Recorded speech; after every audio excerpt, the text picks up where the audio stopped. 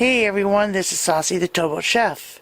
Today I'm making Italian style cabbage stew.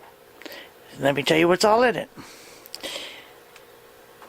We've got Italian sausage, green onions, mushrooms, garlic, beef broth, Italian seasoning, oregano, right there, basil, tomato sauce, and if I want to add a little kick to it, I'm going to put Uncle Steve's Shake Spicy R in it. And of course, the Cole Slaw mix, which is much easier because it has some of the vegetables that you need to put in it as well.